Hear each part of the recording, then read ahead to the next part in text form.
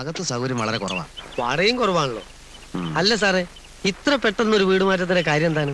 ഉണക്ക മരം വെട്ടിമാറ്റിയില്ലേ, ഒടുവിൽ അത് പുരപ്പുറത്ത് വീഴും. ഓ അതാണോ? അല്ല സാറേ, പുരപ്പുറത്ത് വീഴാതെ മരം വെട്ടി മാറ്റിക്കൂടെ? മാറ്റാ. എന്റെ അടുത്ത് അതിന് പറ്റിയ ഒരാളുണ്ട്, ഞാൻ രാവിലെ അങ്ങോട്ട് അയച്ചു തരാം. എടോ, കുടുംബാസ്വാസ്ഥ്യത്തിന്റെ കാര്യമാണ് ഞാൻ പറഞ്ഞത്. നമ്മൾ ഈ കഠിനമായി അധ്വാനിക്കുന്നതും സമ്പാദിക്കുന്നതൊക്കെ എന്തിനു വേണ്ടിയാ? ഈ അരച്ചാൻ വയറിന് വേണ്ടി അല്ല. അല്ലേ? മനസ്സമാധാനത്തിന്. ആരാണ് കുറ്റക്കാരെന്ന് ചോദിച്ചാൽ ചിലപ്പോൾ ഞാൻ തന്നെയാവും. പക്ഷെ മനസ്സമാധാനം നഷ്ടപ്പെട്ട് ജീവിക്കുന്നതിൽ ഒരർത്ഥവുമില്ല. ശരിയാ, പക്ഷെ എന്റെ പരിപാടി അതല്ല.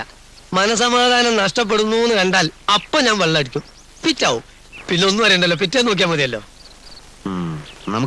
നമ്മൾ ആദ്യം കണ്ട കോളനിയിലെ വീട് വാടക ഇത്തിരി കൂടുതലാണെങ്കിലും ആ വീട് മതി. ആയിക്കോട്ടെ, ഇപ്പൊ തന്നെ അഡ്വാൻസ് കൊടുത്തേക്കാം. തനിക്കൊരു കാറൊക്കെ ഇപ്പൊ മെയിൻറ്റെയിൻ ചെയ്യാൻ പറ്റുമോ? പറ്റും സാർ. ഇപ്പൊ തന്നെ ഓട്ടോയ്ക്ക് എത്രയാ ചെലവാകുന്നത്? കാറാകുമ്പോ അത്രയും വരില്ല. ഞാനിപ്പോ ഇത്തിരി ടൈറ്റില്ല. ആ സാമുവലിന്റെ പേയ്മെന്റ് അത് ഒരെണ്ണത്തിന് വില പറഞ്ഞു വെച്ചിരിക്കുക. മാസാമാസം സാറ് ശമ്പളത്തിന് പിടിച്ചോളൂ. ഏതായാലും താൻ ഉച്ചയ്ക്ക് ഓഫീസിലേക്കോ?